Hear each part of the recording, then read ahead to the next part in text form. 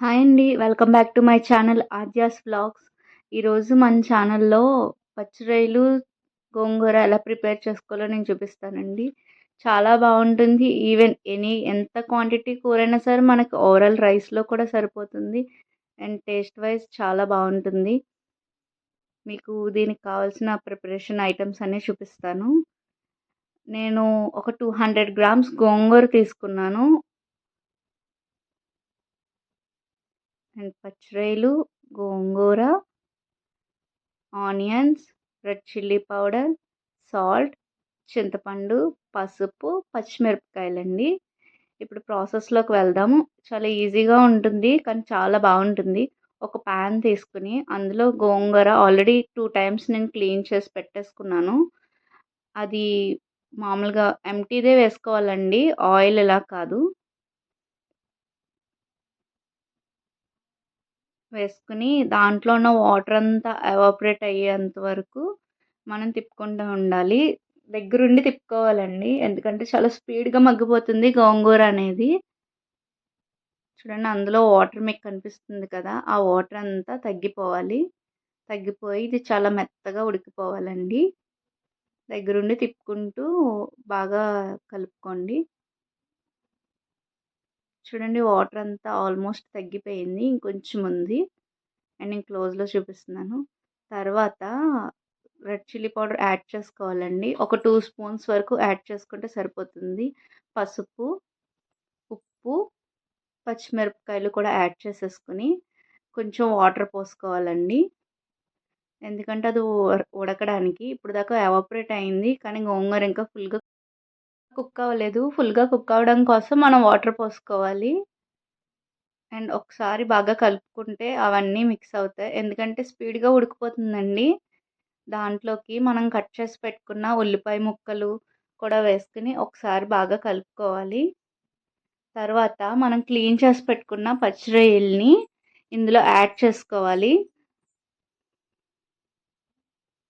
Add చేసుకొని ఒకసారి సిమ్‌లో బాగా కుక్ అవ్వనివ్వాలండి. చింతపండు ఒక 2 టైమ్స్ కడిగేసుకొని అది కూడా యాడ్ చేసుకున్నాక బాగా కలుపుకోవాలి.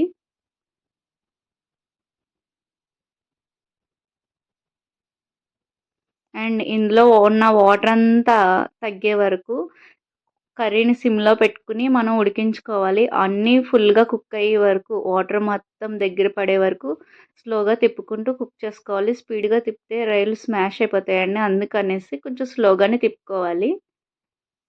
చూడండి వాటర్ అంతా ఎవాపరేట్ అవుతుంది. ఇంకొంచెం దగ్గర పడ్డాక మనం ఏం చేయాలంటే ఫస్ట్ పచ్చి రొయ్యలని తీసేసుకోవాలండి. తీసేసుకొని ఒక బౌల్‌లో వేసుకోవాలి సెపరేట్‌గా అన్నిటిని. తర్వాత ఈ గోంగూరని మెత్తగా మెదుపుకోవాలి.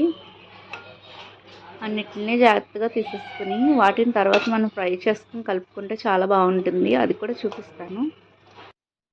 మొత్తం అందులో ఉన్న పచ్చిరొయ్యలన్నిటిని సెపరేట్ చేసేసానండి. సెపరేట్ చేసాక పప్పు గుత్తి పెట్టుకొని మెత్తగా పచ్చిమిరపకాయల్లో ఉన్న కారం, ఆ గోంగూర, ఉల్లిపాయలు అన్నీ బాగా స్మాష్ అయ్యే వరకు మెత్తగా మెదుపుకోవాలి.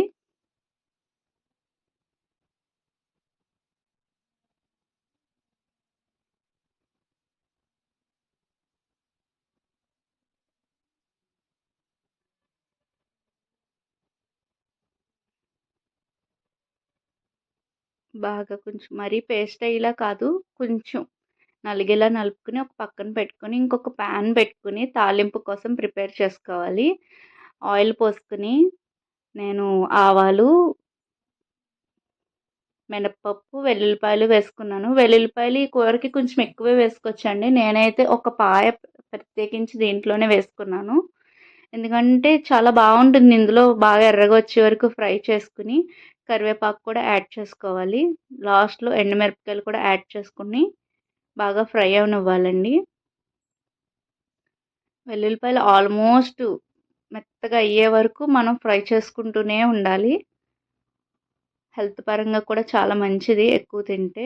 అందులోకి ట్రాన్స్‌ఫర్ చేసుకుంటున్నాను ఈ తాలింపంతాని. అండ్ అదే ప్యాన్‌లో ఇంకొంచెం ఆయిల్ పోసుకొని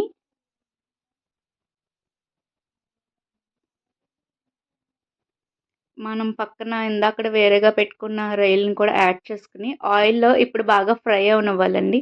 ఇవి కొంచెం గట్టిగా ఉంటే బావుంటుంది కూరలో. ఒక 5 మినిట్స్ సిమ్‌లో పెట్టుకొని ఫ్రై అవ్వనివ్వాలి. ఈలోపు కూర పక్కన పెట్టుకున్నాను.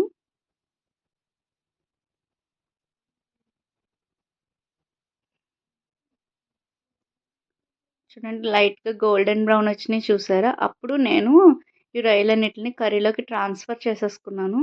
ఇప్పుడు ఒక్కసారి గోంగూర కర్రీ అంతా దీనికి పట్టేలాగా, ఈ ప్రాన్స్‌కి పట్టేలాగా బాగా కలుపుకోవాలండి.